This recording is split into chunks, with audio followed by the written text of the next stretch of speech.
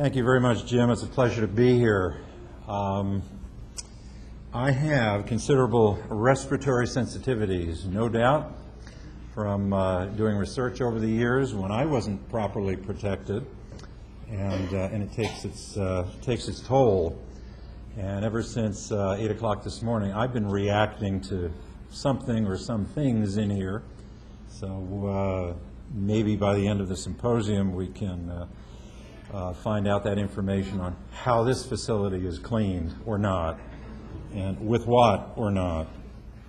What I'm going to do is emphasize and re-emphasize in the context of special environments many of the things, the principles, the important information that Mike has already disseminated.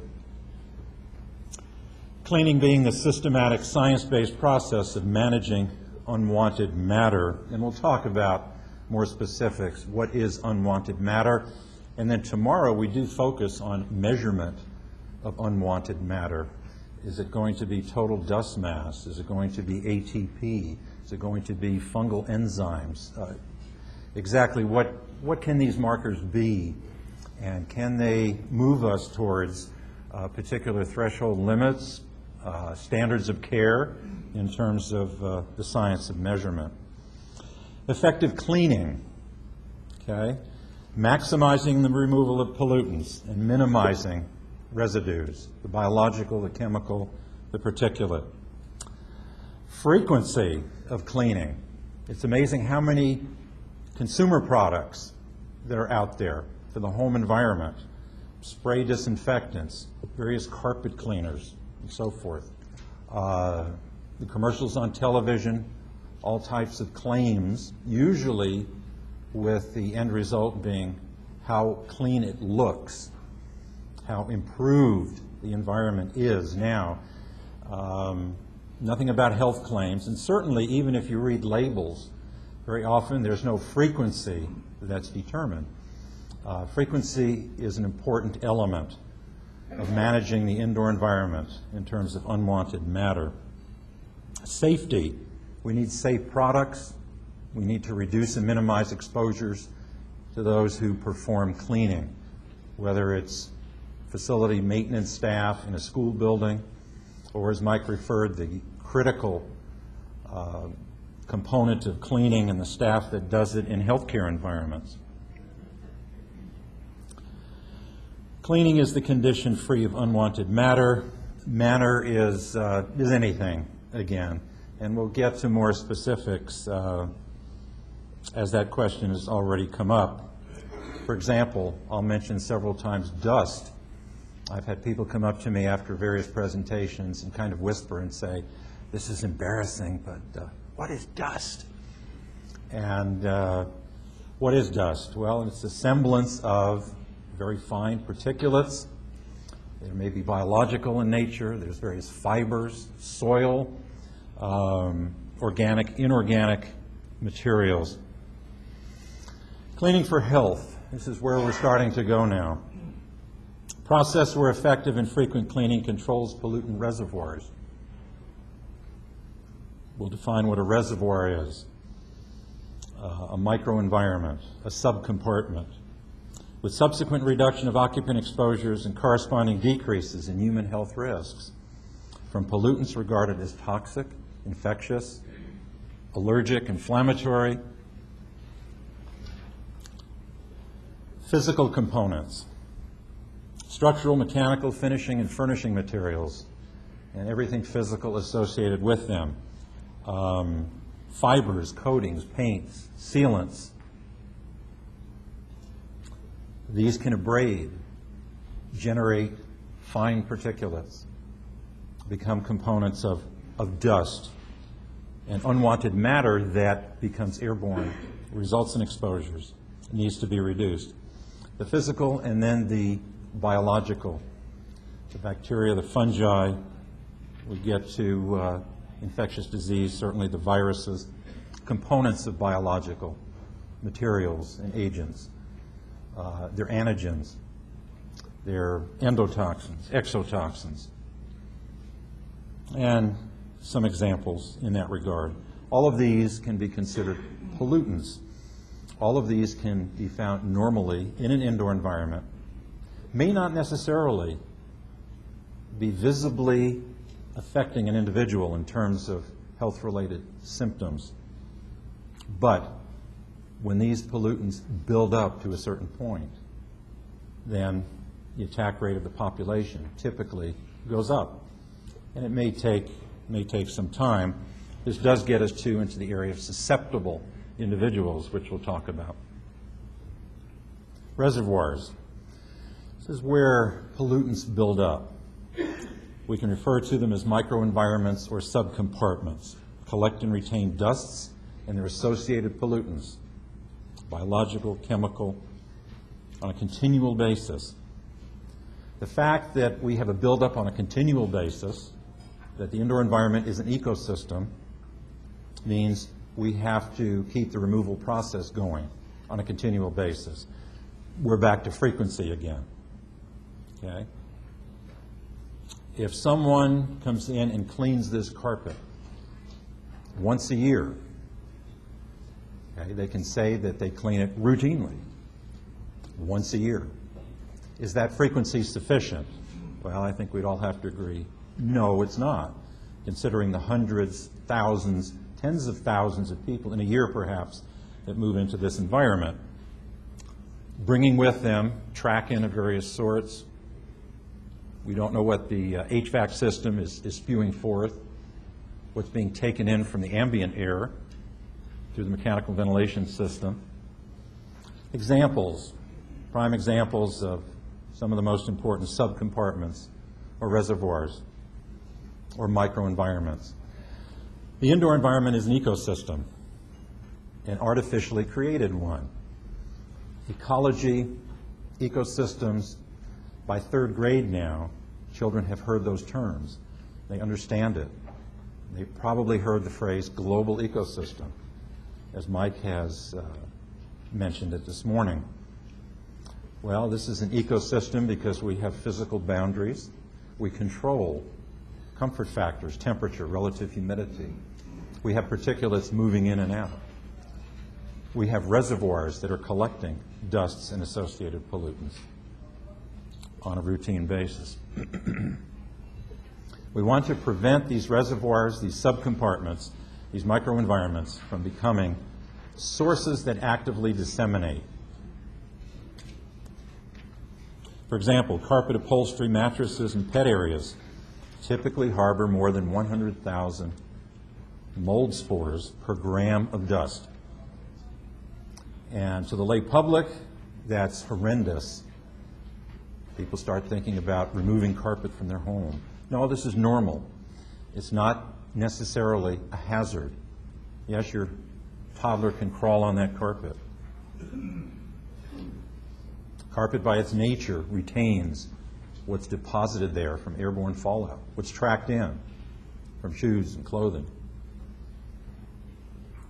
If attention is not given to removing the buildup, reducing that sink that converts a reservoir or a subcompartment to a source, then we begin to have problems. For some reason, wound up a few years back doing quite a few mattress studies for various folks in industry, looking to control mold, bacteria, dust mites. And when I discuss indoor environmental quality with my students, and I begin to test their knowledge of dust mites, I tell them, okay, do you really know what you're sleeping on? 200 to 400,000 dust mites in a colony 3 to 5 inches below the top of the mattress, and how when you lay on that mattress at night, the warmth of your body and the moisture from your respiration triggers them to come up. They start going like this. And they actually come out through the openings and the stitching, and they forage for epithelial cells. And then we get into the fungal contamination. Okay? The analyses that have been done and presented and published show that just like carpet dust, dust from mattresses, dust from upholsteries, contain 30-plus different types of fungi, both molds and yeasts. Most are innocuous. But again, until levels build up where someone who has a susceptibility, a respiratory allergy, they've developed asthma, they're exposed on the job, maybe to chemicals, now they have severe respiratory sensitivity, they're reacting in the home environment. Moisture, along with particulates and their associated biological and chemical components, moisture. Moisture that intrudes or accumulates can disrupt these subcompartments. Again, we're disrupting the ecosystem, leading to a shift in microbial ecology.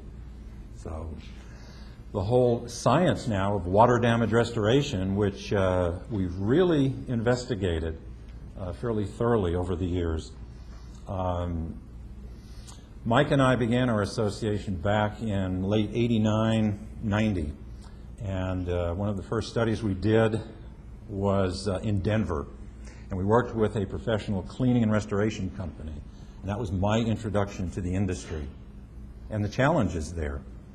And in fact, the individual who headed up the cleaning company that we worked with said, while you're here, can we talk for a while? Because our industry needs help. I was introduced to the wonderful world of sewage backflows.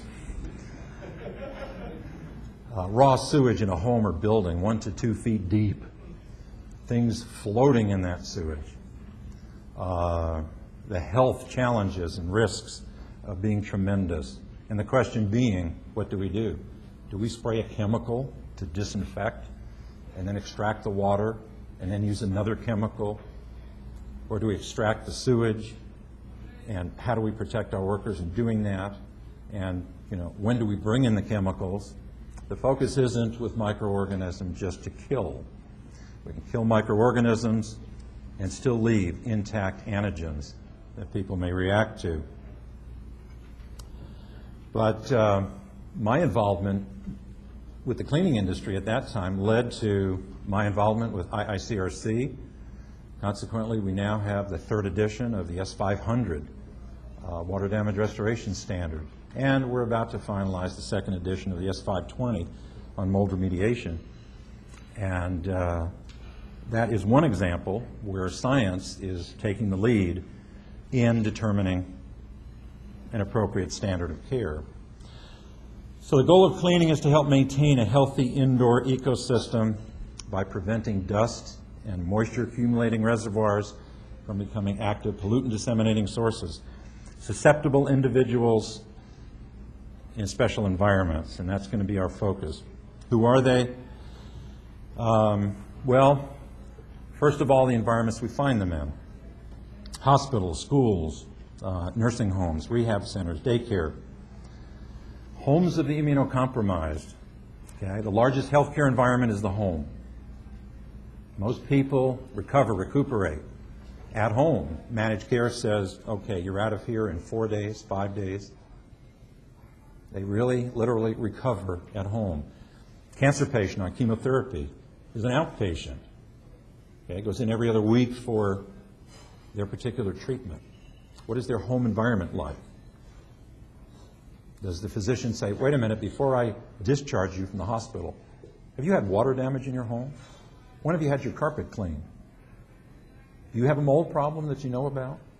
And I'll talk in a little bit about, as Mike mentioned, the dramatic increase in opportunistic fungal infections. Many apparently contracted in the home environment. Those with severe allergies, hypersensitivities of one type or another, including asthma. We have more and more immune-suppressed, immune-deficient individuals than ever before. We have a population now, we just hit it a few months back, 300 million people in the United States. Okay? At any given point in time, approximately 25% have some type of immune suppression, immune dysfunction. Pregnant women are temporarily immune suppressed for those 9 months as an internal protection for the fetus. Fetus is technically foreign tissue.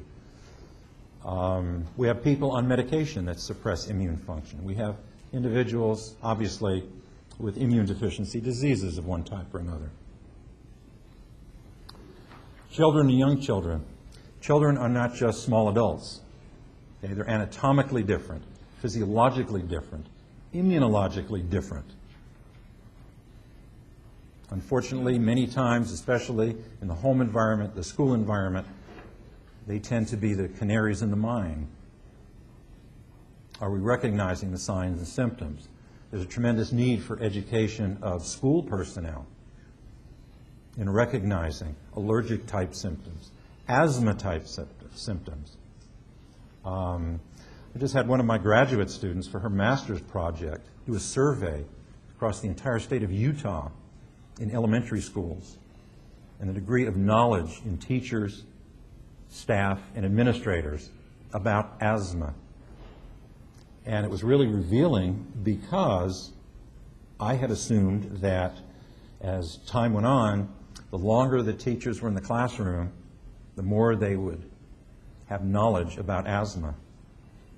Statistically, there are at least 2 or 3 children who are asthmatic in every classroom in the United States. That wasn't the case. As time went on, for some reason, these teachers knew less.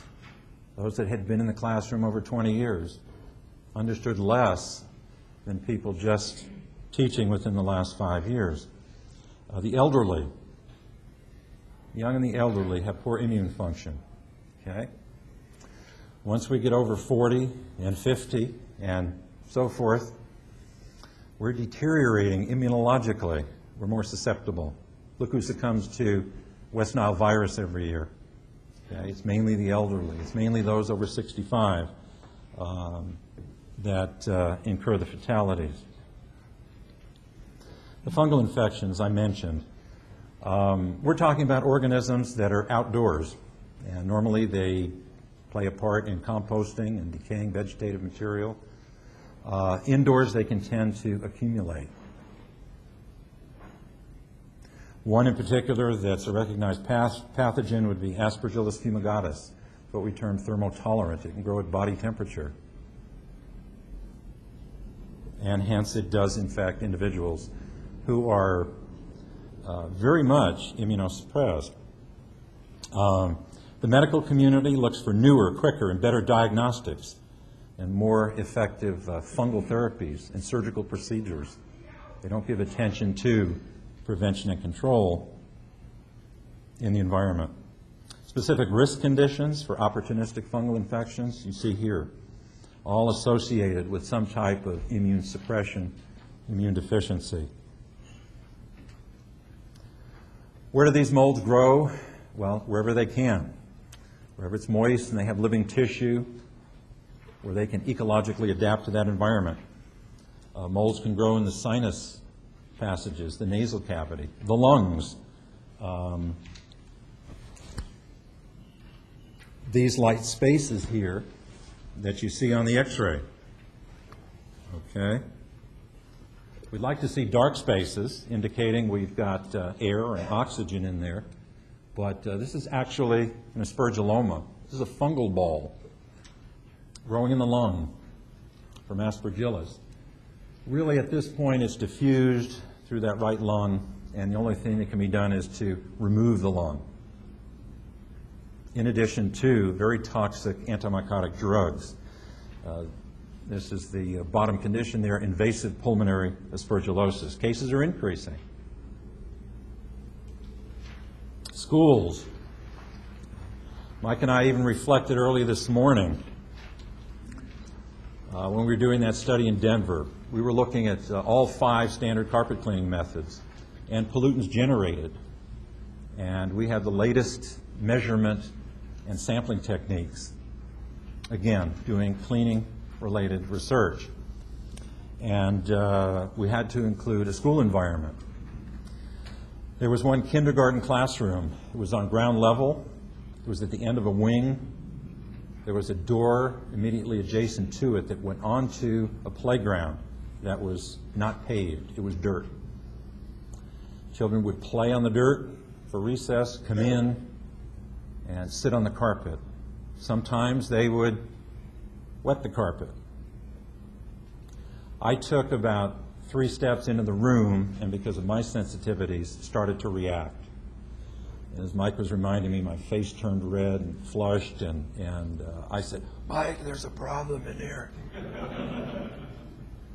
We talked to the teacher. She was on her 3rd or 4th medical specialist to try and find out what her problem was.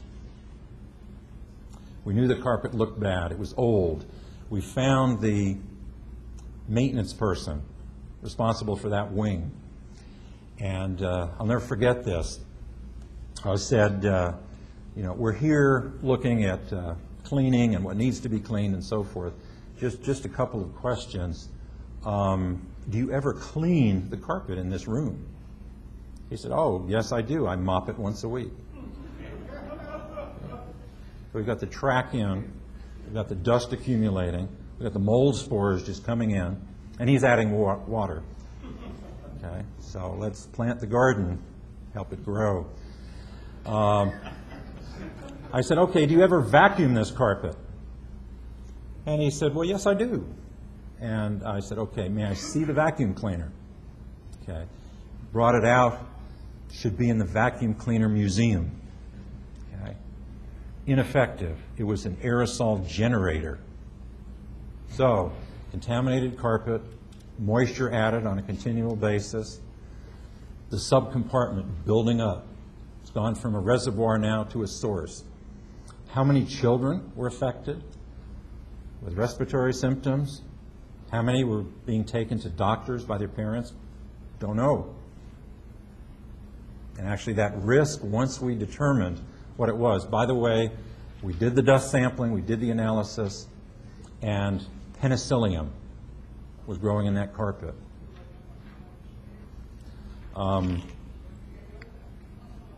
The problem we face is reduction due to budget constraints, typically, with janitorial staff. That reflects, too, on limitations in cleaning equipment and supplies, and training, in particular, to those who are cleaning and maintaining school facilities. Are they actually trained and trained properly? Here's a point of emphasis, and I like to include it with schools especially. Buildings need to be designed so they can be cleaned. Okay? Let's not give the architects a free pass here, or those that construct these buildings. Why have we had historically so many indoor environmental quality problems, especially mold problems, for example, and water damage problems in public buildings, in courthouses, in school buildings? You know the answer. They're built by the lowest bidder, who still cuts corners. I still remember a legal case I was involved in up in St. Charles, Illinois, a very affluent community. The high school, over the years, had more and more students, teachers, staff complaining about reacting to the indoor environment. Finally, it was decided by the school board, yes, a company would be brought in to investigate the building. They began going through this building that actually housed 3,000 students, was 350,000 square feet in size, more than 20 years old, built by the lowest bidder, leaked like a sieve in various locations, including into external wall assemblies.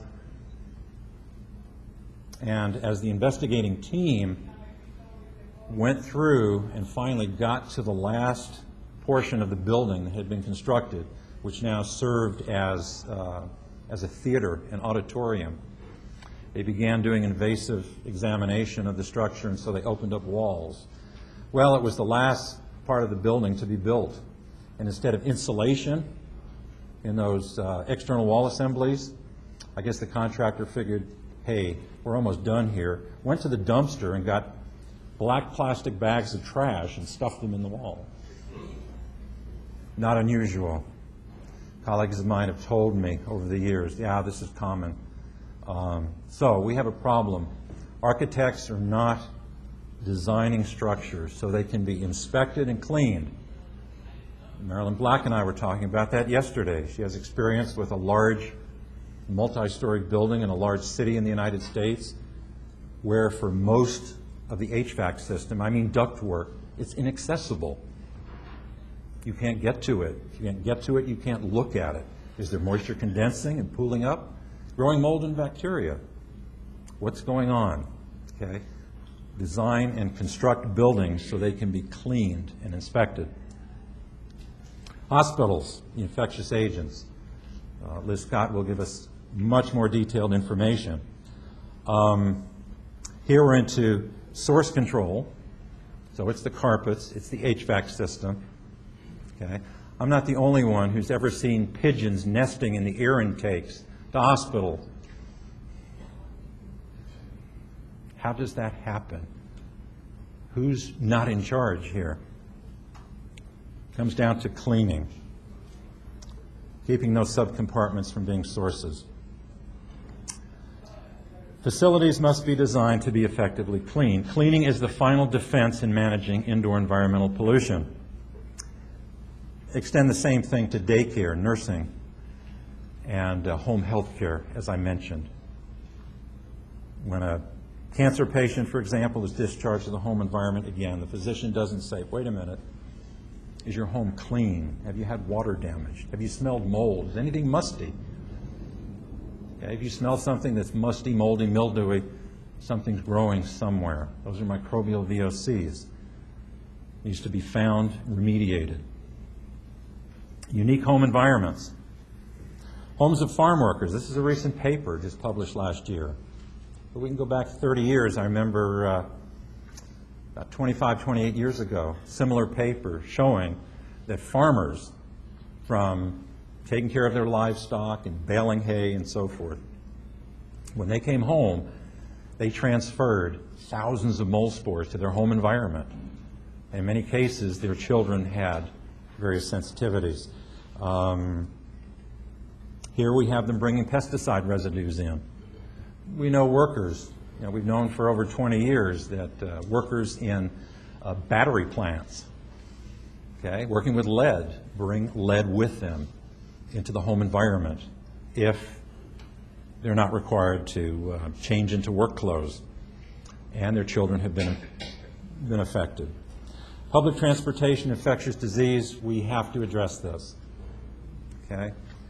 The avian flu. Jim Harris has mentioned, as the Scientific Advisory Council has met several times in the past year, he said this is one of the biggest items of concern in the cleaning industry. What do we do when it hits? How do we deal with it in terms of buildings? Someone in a certain indoor environment has been diagnosed with it. No one wants to come in the building. What do we do? Well, first of all, it hasn't been fully confirmed or documented that it is transmissible from person to person. That's what we're concerned about. But we know it's like New Year's Eve or it's like April 15th. It's coming. It's in the migratory bird population. Most states now, certainly in the western United States, already have a surveillance program where hunters, hikers are being told, if you see a dead wild bird, report it. We want that bird. We want to see if it's H5N1. And we want to categorize it. What are we talking about? Drug-resistant TB, SARS, in addition to bird flu, gastrointestinal virus, norovirus on cruise ships, and then, of course, bioterror incidents. Bring a focus of concern to the need for effective cleaning and decontamination protocols. Bioterror attacks. Okay. Myself, like many of my colleagues, were busy. The phone was ringing in the fall of 2001. Here we just had 9/11, and then a month later, anthrax attacks in the Northeast. Well, you may recall there were several very high-profile buildings, one being the Hart Senate building that had been contaminated. Senators had gotten packages in mail with powders. Anthrax spores were confirmed, and so decision was made to remediate that using a chlorine-based chemical with a Basically, workers came in and saturated that entire building in order to kill the agent. Well, first, it's a bacterial spore, which is extremely difficult to kill. Even if you kill it, people may still react to perhaps certain protein antigens that those spores harbor. What we need to focus on is the physical removal of them to get below a certain threshold limit of human infection. There was no standard protocol. Various government agencies were having turf wars, CDC, EPA, OSHA, so forth, several others, who had purview, who was going to make a decision. So a chlorine-based compound was used, supposedly remediated the issue. If you use a chemical, you still have to clean to remove the chemical residual. What they had done was replace a biological problem with a chemical one. Plus, they bleached everything, corroded a lot of things, exposed a lot of workers, when first and foremost, the emphasis should have been cleaning, the physical removal of unwanted matter, which in this case, anthrax spores. Cruise ships, big problem with norovirus. Everyone's heard of it, okay? You don't want to get it. Debilitating, rapidly occurring diarrhea. Going back about 6 or 7 years, I remember that first year where there was great media attention. And there were at least 6 ships that had massive outbreaks of norovirus. 4 of them were Disney cruise ships. So I've always fondly referred to that as Disney diarrhea. No Mickey Mouse situation, let me tell you. You've got a problem when you have 2,500 people on a cruise ship and 1,000 of them with diarrhea. One of those first ships ran out of diarrhea medication, toilet paper. I mean, it was a nightmare. The organism is highly, highly infectious. Transmitted person to person, food to person to food, surfaces to persons, and vice versa. Now, if you go on cruise ships, you'll see hand sanitizer at almost every doorway, an emphasis on washing hands. Where does it come from? Well, it comes from 2,500 people coming from all over the world, some of whom are carriers. When an individual experiences a viral infection, they'll get over the acute phase, but then they will continue to shed virus for long periods of time, depending upon the virus, whether it's intestinal, respiratory, the type of virus it is. The virus may be shed for weeks to months to years in some cases. On mononucleosis, Epstein-Barr virus is so infectious. Most of the general population has been infected. Studies have shown that people with mono, some cases have still been shedding virus 5 years later. What's the answer to this? It's awareness and it's cleaning. Back to frequency, cleaning. Sanitizing doesn't necessarily have to be a chemical with an EPA-registered sanitizing claim. We can sanitize a surface. We can sanitize an environment by the physical removal of unwanted substances and material, which in this case would be microorganisms.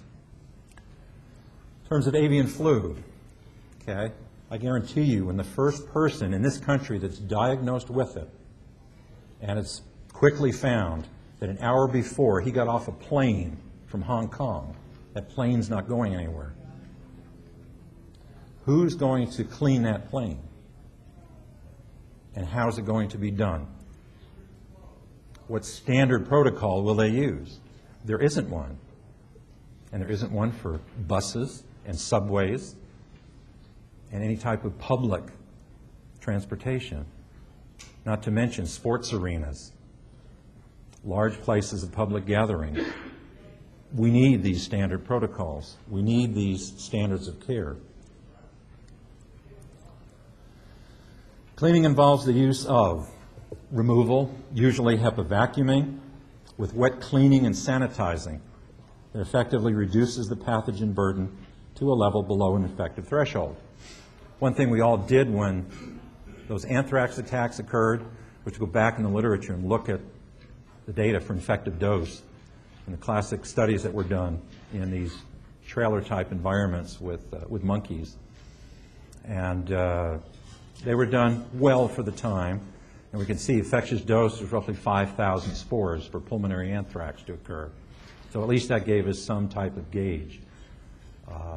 But the sampling that was subsequently done in the Hart building or other buildings that were contaminated with anthrax spores, how can you make a determination? And it was amazing how many government personnel, technical and otherwise, felt that you have to test and monitor, sample and analyze until you no longer get a single spore or evidence of a single spore. Not necessarily true.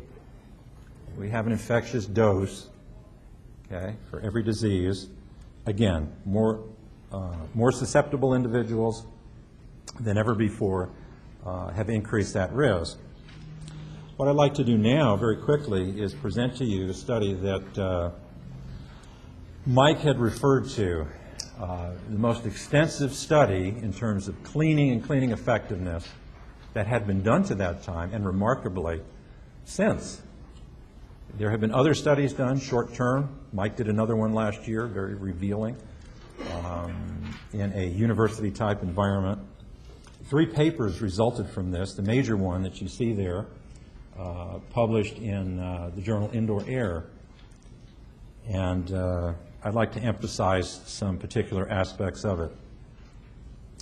This is a building on the campus of the University of North Carolina. It is the Frank Porter Graham Child Development Center.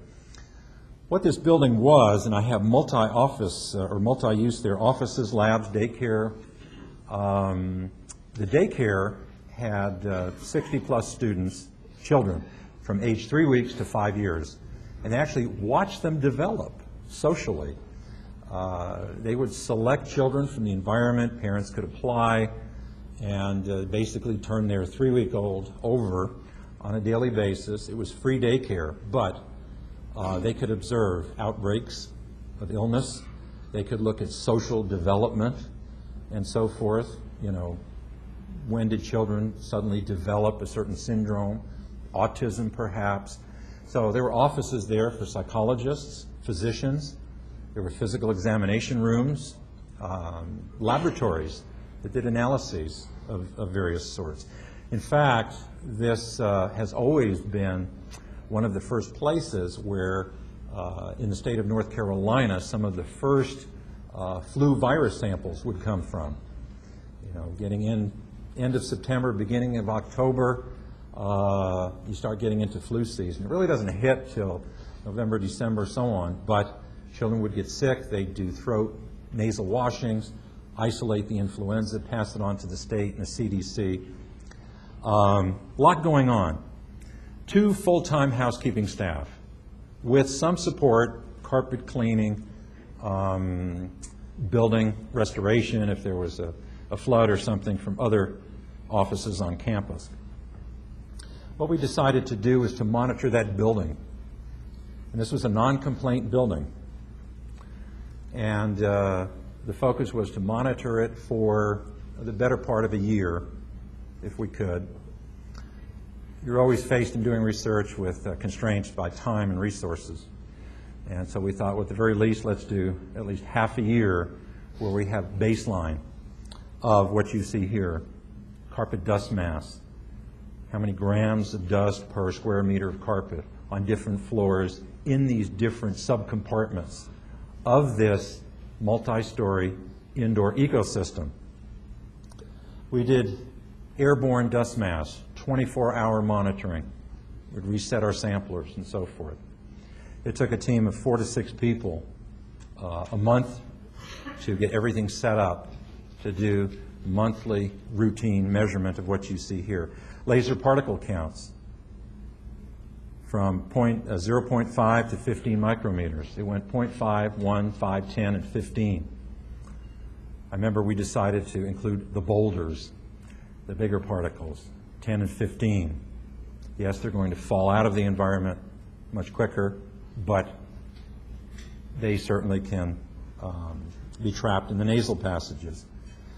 Airborne fungi and bacteria, floor dust fungi and bacteria. So we're looking at different surfaces and different levels Total volatile organic compounds is measured in the main air return in the HVAC penthouse of the building. So we did a screening in August. We confirmed it as a non-complaint building.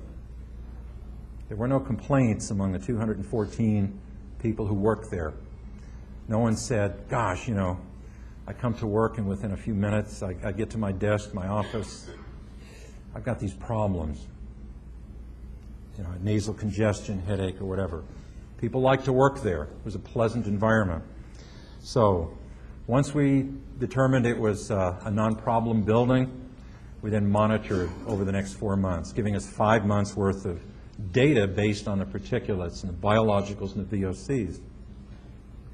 Then we brought in, towards the end of December, a professional cleaning team. I remember there were 19 people that came in, and they started on a Friday and worked through till the following Monday. They spent 4 days putting in about 15 hours a day, addressing hard surfaces and carpet, and even wet mopping of walls. Airborne particulates can adhere through electrostatic forces, even upwards to ceiling tile. Question came up, should we clean the ceiling tile?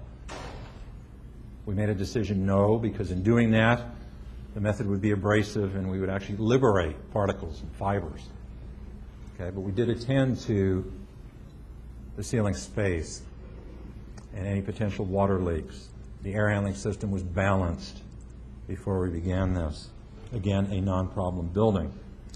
Hard surfaces, I remember there were ceramic tiles in the restrooms. The cleaning personnel were using bleach on those ceramic surfaces and on vinyl tile flooring. And we had to have our cleaning professionals explain to them that bleach doesn't clean, has no detergent capability, no surfactants are in there. Yeah, it can kill organisms and corrode metal, and it's a dangerous chemical. You splatter it in your eyes or on your skin, but it doesn't clean. And so that was a change that would need to be made. Phase 2 would be monitoring the way we had before for the previous 5 months, and then comparing the 7 months of improved cleaning with the 5 months of our baseline. Now, after the deep cleaning, our cleaning professionals got with the housekeeping staff and began to train them. Had to do it carefully by saying, look, you've been doing a great job, but we want you to have a greater understanding of what you're doing, why you're doing it, and then, as Mike emphasized, we're going to tell you how to do it a little bit better. We gave them more effective vacuum cleaners, high efficiency, disposable bags that we consider hypoallergenic. They restrict particulates at least down to 1 micrometer in diameter. So we're minimizing aerosolization of collected dusts. Once they started using cleaning products, new cleaning products, for example, on hard surface floors, the vinyl, the ceramic, at first these persons were disturbed because their mop heads were dirty now. And they would get graded on their janitorial closets, and they were afraid they'd be marked down for dirty mop heads. We said, no, you're cleaning. You're removing pollutants, unwanted substances.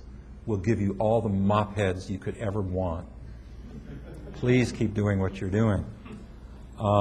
They were taught how to vacuum using good equipment.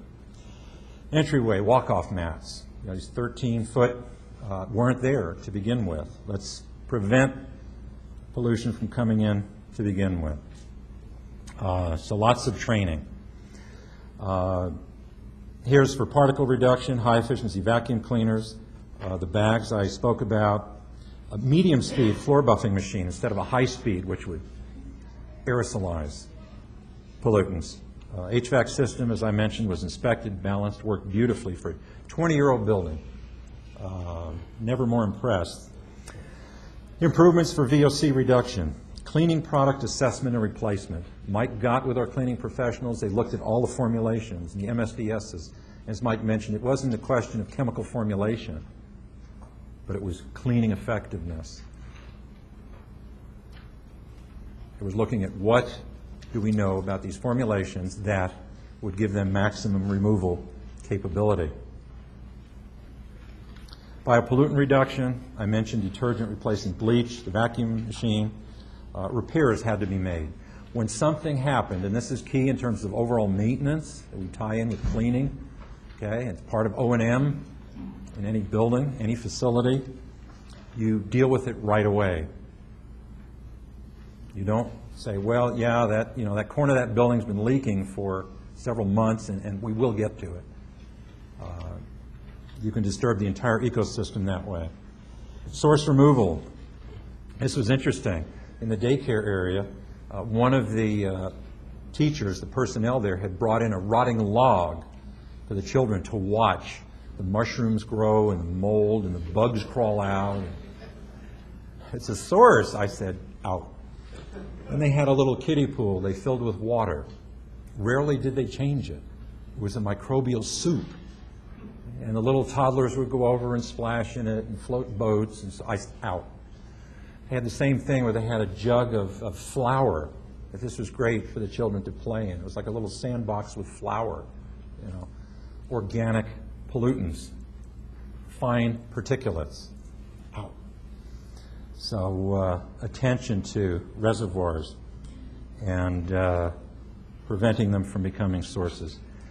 Very briefly, and I would point you to the paper for a much more in-depth approach, but to give you an idea, when we did the data comparison, total VOCs were reduced by 49%.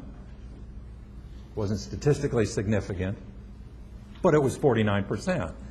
A reduction had been made. Airborne dust masks by 50%, airborne fungi by 61%, and they were significant.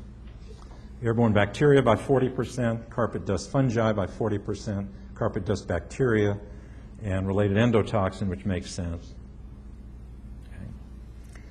We had the carpets cleaned as part of this deep cleaning process, and hope you can see this from where you are. And as the carpet cleaners were coming in, doing their hot water extraction, it was a well-trained company, good equipment. They knew what they were doing, understood the science of it as best they could at the time, with information available. Truck-mounted units. I suddenly thought, it's nice to have before and after dust samples on carpet. How many grams per square meter? Which we did get, and we could measure with good sampling methodology that we developed using actually some standard sampling equipment, high-volume small surface sampler that had previously been developed. But I thought, let's look at what's going on. I'm a very visual person. I like to use scanning electron microscopy quite a bit to, again, not only have numbers on a page where the data may be impressive, but to see what's happening. So what you see here are representative fields of scanning electron microscopy, and for each of the conditions that I'll show you, we examined at least 200 fields, and what you see are representative. We didn't select for the absolute best and worst to try and come up with a story here. Okay, these are representative. This is before carpet cleaning. Carpet fibers are crushed. There's these white areas or light areas. We don't know what they are. We theorize some type of coating, dust, unwanted pollutant. Why? Because it's not there after cleaning. Right after cleaning, carpet was still a little damp and so forth. We took our samples, and the fiber twist has been restored in the carpet, and those light areas are gone. Here's a close-up. Looks like some sort of telephone pole. Okay, these are nylon carpet fibers. What is this stuff? Don't know. It's gunk. It's junk. It's unwanted matter. And again, this was representative of what we saw at the higher magnification. Afterwards, we couldn't find it. We had to deduce it was removed by the process. 9 months later, we did this periodically, to the end of the study, that stuff, whatever it is, never returned. So, this comes under understanding the building ecosystem.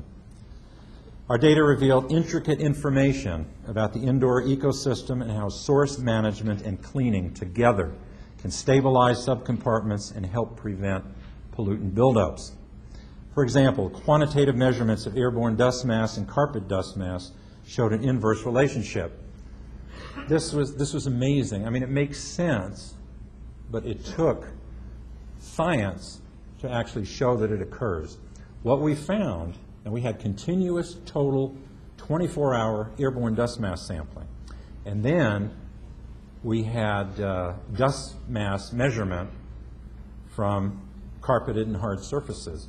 What we saw in terms of carpet, dust in the carpet and dust in the air, activity in the building, okay, would stir up dust in the carpet, it would become airborne, and every time we had low levels in the carpet, we had high levels in the air. And when we came in to monitor, let's say at the beginning of the week or on Monday morning, we had very low dust levels in the air, and we had elevated dust levels in the carpet. Makes sense. Carpet is a potential reservoir, subcompartment, microenvironment reservoir, and source if it's not frequently cleaned. The sink isn't reduced. Pollutants aren't removed. Monitoring showed occasional spikes of penicillium and aspergillus. You know, we did the aerosol biopollutant monitoring. Showed up one particular monitoring period, didn't show up again in that area on that floor. We have to assume that problems can occur, okay? Think of this ecosystem as a living, breathing entity. This building can be thought of as an organism with all of its component parts, tissues, major organ systems. Mike's referred to system many times, and it's true. You know, the physicians in a hospital don't understand the environmental system. They understand their component of it. They understand that patients are sources and disseminators of pollutants. They don't quite understand the entire environmental system. Based on these results, the EPA established the following guidelines. Clean for health first and appearance second. I was so impressed when I started working with ICRC on the S500 water damage restoration standard. They took a stab at defining clean and cleaning, and then said, as an industry, we're promulgating the standard of care, and we're going to say, and it's going to disturb some, we're going to clean for health first and appearance second. Because the cleaning industry has always been historically, how does it look when we're done? Does it look clean? It can look clean. I was talking to someone at the break. Yeah, we can make things look terrific, okay? Having used so many chemicals, it looks great, but now we've introduced potential risks of exposure. Maximize extraction, minimize the residues, dispose of the wastes, and provide for all matter of safety for the workers, for the occupants. Cleaning equipment's important. Just refer quickly to, this is just one of a number. I've always liked this paper in the Journal of Air and Waste Management from 1999. What they did was, these were chamber studies. So they would put a vacuum cleaner in a chamber, and into the intake they would inject fine particulates. They would let it run for 7 minutes, and then monitor for 2.5 micrometer size particles or less at that particular point in time. And you can see here, vacuum cleaner A, bag only, 29.4 micrograms per cubic meter.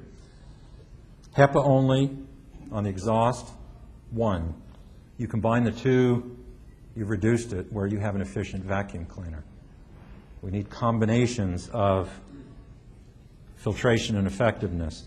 Cleaning of biocidal products, basically, and certainly Marilyn Black will get into this and we'll have discussion, high detergent activity, low VOC activity products. You folks are into formulation, many of you. Low solvent content, no or minimal fragrances. No bleach-based products. Bleach is hazardous, corrosive. It bleaches. Same with sanitizers, disinfectants. Not the heart-building approach again. Let's saturate the entire building with a disinfectant. Kill every living thing in it. We don't want to kill the occupants either. Targeted use is the key. Okay? Big issue these days. I still do research in the area. Is there an association between the use of sanitizers, disinfectants, and even antiseptics with antibacterial agents and increased antibiotic resistance? Okay. Studies that have been done, 3 of them. I presented one that I've been involved with lately, just a year ago, to the FDA Non-Drug Advisory Committee. I think they're pretty well convinced now that there is no relationship between increased antibiotic resistance and the use of these products. Now they're focusing on do they work? Do they prevent infection? And so call for clinical trials. 2 other studies. One confirmed the effectiveness of vacuuming plus wet washing with detergent on hard surfaces to remove lead-contaminated dust. We still have a lead problem in many inner-city environments. Another one on looking to control mold and mildew in home environments, combining moisture control, cleaning, and the targeted use of disinfectants. What to use, when, how often, frequency.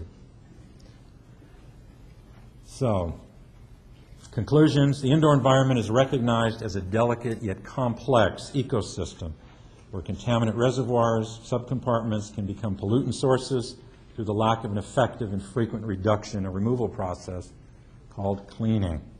Okay? What do we need to do in this regard? Well, we need to come up with effective standards of care. This is where the research is going. And then rapid and accurate measures. We'll focus on this quite extensively tomorrow. In summary, the only successful approach to the accomplishment of these goals is through a dedicated and sustainable cooperative industry effort in the area of cleaning science research. That's why we're here. If you're here representing an organization, you're not here as competitors. You should be here as cooperative research scientists that have a goal to explore cleaning science research. And I think we can all work to make that happen. Thank you very much.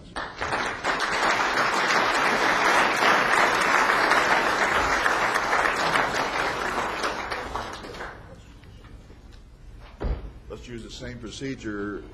If you would go to the microphone, please, and if you have a question for Dr. Cole. Dr. Cole, is there a suggested water temperature with hot water extracting? And if so, what temperature would it be to be most effective? Well, that's probably better answered by the cleaning professionals that are here in the room. As I began to learn back in 1990 about carpet cleaning, and I found out that steam cleaning wasn't using steam, it was hot water. And typically, as we measured temperature, it would be in the 230, 240 range. Obviously, 250 is boiling. Maybe there's some, I don't know if Jeff Bishop would like to comment on that, but temperature, obviously, is important and is a factor. And it does need to be up there, somewhere over 200. That's not something that I in particular have researched, but combination of temperature and effective surfactants, detergents. Jeff, you want to comment on that? Good question. Yeah, well, embedded thermal probes in carpet during studies that the industry has made, even if you're generating, it's not possible to maintain temperature above 212 in a non-pressurized environment, number one. And secondly, by the time it passes through all the hoses and the couplings and distribution bars and things like that, you're lucky if you've got 160 degrees on the carpet using the most advanced truck-mounted systems. With portables, it's really a non-issue. So the answer to the question is as hot as you can get it. I was particularly appreciative of those micrographs you showed of the FPG building. I specified the carpet cleaning and supervised it, and what was amazing to me that those micrographs that you chose to make demonstrated that we not only got it cleaner, but also we restored the texture of the carpet through a combination of the heat changing the memory, resetting the memory of the iron, and secondly, the vacuum suction, pulling it back upright again. So it was an amazing decision on your part, knowing as little as you do about carpet cleaning. But that's why you have other people. That subject of heat is discussed in the ICRC S100, which is under revision now. Should be an ANSI-approved standard by next summer. Appreciate that. And just an additional comment to your question. I've interacted with individuals who have said, okay, we want water as hot as we can get it to kill microorganisms. We want to kill bacteria. We want to kill dust mites. Or we want hot water close to boiling, and we want a chemical in there. Okay? So we want to zap them with heat and then hit them with a chemical. And again, we're going to kill every freaking living thing. We don't live in a sterile world, and we're not trying to create one, and we don't need to create one. You know, I'm not sure. I think Liz Scott may mention the hygiene hypothesis, where folks have felt that if we clean things too much, then young children aren't exposed to all of the different antigens growing up. They don't have as competent immune systems, and then later may develop asthma and various respiratory problems. You know, not a lot of good data for support of that. I'm not necessarily a proponent. I think it's more of a lifestyle issue, because we always wind up talking about children raised on farms. And yeah, not all of them develop asthma. Some do. But I think it's more of a lifestyle issue. Yes, sir. Gene, you mentioned a number of special environments where it's especially important that they be as clean as possible. And I often find myself saying the same things. But I wonder if by implication I am saying that there are other environments that don't need to be as clean. For example, if I leave here today and I'm hit by a truck and taken to a hospital for an open wound orthopedic procedure, I want that operating room very, very clean. However, if I'm not hit by that truck, should I give the housekeeping staff at my hotel a pass and say my room doesn't need to be that clean? No. Good point. My focus was special environments. But in reality, I think if you look at the scope of what I went over, I covered every home environment, for example. All indoor environments need to be clean. We need to promote awareness. We need to do it on the basis of scientific research. Education is the key to everything in reality. Interesting, again, I was talking at the break with one individual, and we got into hospital-acquired infections. And of course, Liz is going to speak more on that. But it's interesting, and the media doesn't help this at all. Okay, we've had close to 4,000 soldiers killed in Iraq over the last 4 years. And we have protests and people marching in the streets and calling for impeachment and all kinds of things. No one is saying anything about the 90,000 hospital-acquired infections that lead to death. 90,000 people die every year from infections contracted in hospitals. They didn't come in with them. They contracted them there. Nobody's protesting or marching up and down in front of hospitals. You don't see a panel and government officials being quizzed about it on CNN. It's a matter of perspective here. The infection rate still is around 5% at best, major medical centers around the country. Every individual who's admitted to a hospital has a chance, a probability. There's a risk factor that they'll never come out alive. Doesn't matter what they went in for. Yes, sir. Go ahead. Okay. Am I correct in my observation that you did a study of a nursing facility, not nursing so much as a child care facility, where there weren't any problems, observable issues with the health of the kids before the study started? Is that correct? Did you make that statement? Did I hear you correctly? They weren't complaining about illness. Right, in the total building study. All right. So basically, your baseline was a baseline where there really wasn't, with all the different items that you measured, the bacteria, these airborne different things, they weren't causing illness. You showed us that it's possible to measure them, and that if you were to measure them to the degree to which we could measure them, but they hadn't necessarily reached a threshold where they were causing any particular problems. So in essence, although we can see the great results, there wasn't really a problem. I'm not trying to interpret your study. Could you make a comment on that? Yeah, you have to be careful here, okay? We didn't also do a clinical trial with all of the occupants and monitor their health condition for an entire year as we did the condition of the building, okay? There were no complaints, all right? Okay. And we did, as we went through different departments and so forth, we would ask the occupants about concerns they had and have them take us around and show us the environment and that type of thing. And, anything in particular we should know about the building here. And no, people enjoyed working there. So I'm not inferring that the actual measurements that we have, that the data we've generated can go to serve as thresholds or limits or even measurable standards that we want to achieve. This is one study, and we need more. And again, this is why we're here, to promulgate more research. The ideal would be to look at that study and take the best components of it and do a very well designed protocol to be done in several different environments. And to just add, I appreciate the work that you did. I was really enamored. I'm a chemist, so I was really enamored by the fact that you were able to measure these very low-level contaminants and particulates. And I sort of wish that in your discussion that you had explained the test methodology that went into that and showed some of the data. And that's largely just because I'm a scientist and I like to see the data.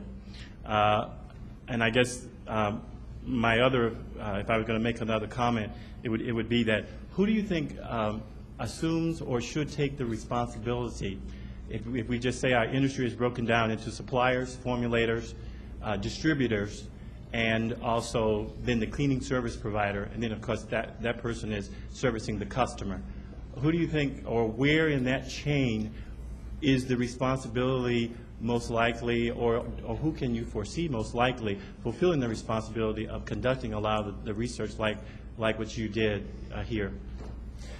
Well, they all have a responsibility, everybody in the chain. There has to be a demand for that knowledge, that guided learning that Mike spoke about, that's going to make a difference. No one changes what they do unless research generates information that then guides individuals in terms of behavior change.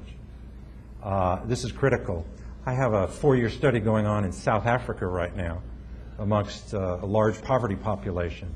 And it's taken us 1.5 years to get to the point where 4 communities that we're in are now excited about and understand and are willing to wash their hands with soap. With soap. Culturally, washing hands is just rinsing underwater. And they understand now, though, and working within their culture to affect behavior change. We had to work with them, understand why they do and don't do certain things. It's no different here. It's no different in any population. We need this guided learning. There needs to be a demand, and one of the focuses of CIRI and this symposium is to kick this off, is to create that demand, raise the questions, and going all the way back, certainly, and Mike mentioned it, and you'll hear it again, to the formulators. Okay, a lot of companies represented here are selling products. Have you really researched your product in the real world, in different environments? In the office buildings, the schools, the daycare, the nurseries, the ships, and the norovirus, and so forth. Yes, sir. Given the results of the studies that you shared, and there are many others I know of as well, some group that is noticeably absent from these kinds of proceedings that I've noticed is insurance companies. If I was an actuary, I would think, man, this is science, and we can put some numbers to this, and we can teach our policyholders about things that would really reduce risk. And why aren't they playing in this sandbox? Good question. Again, there are others here that can answer that, I think, better than myself, the professional cleaners and restorers that deal with insurance adjusters all the time. My area is public health, so I'm prevention and control, as opposed to medicine, which is diagnosis and treatment. And you're absolutely right. There is a change that's coming. Unfortunately, some of that came from the multi-million-dollar lawsuits and judgments from mold cases in Texas, for example, in California. You know, I mean, do we really think Ed McMahon should have gotten $7 million because mold supposedly killed his dog? And insurance companies have backed off, but I'd say, again, I'd have to defer to people in the cleaning and restoration industry. Improvements have come, but they've been slow, right? Jeff, Ruth? The industry is slowly educating, the insurance industry, that yes, you can put a little resource up for training, education, awareness promotion, and it can make a difference. People start fixing leaks in buildings when they occur. You know, tremendous. So it's a tremendous education and behavior change campaign that we have to focus on. And I guess I'd ask Frank, did we outreach for this symposium to insurance industry? I think we did. We tried to contact as many different organizations as we could. One of the things that we're going to be looking for, again, that's an excellent point. These are organizations that we want to start reaching out to with the information that comes out of here. But we contacted a lot of organizations outside of healthcare, outside the Janssen industry, so to healthcare, to the government agencies. But insurance specifically was not one that I can think, yes, I went out to them, and that's something that we'll add to the list. Gene, thank you very much. Okay. Appreciate it. Thank you.